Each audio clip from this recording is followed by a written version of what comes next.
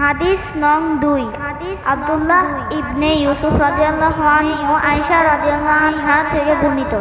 হারিস ইবনে Hisham রাদিয়াল্লাহু আনহু রাসূলুল্লাহ সাল্লাল্লাহু আলাইহি ওয়াসাল্লামকে জিজ্ঞাসা করলেন, ইয়া রাসূলুল্লাহ, আপনার প্রতি ওহী কিভাবে আসে?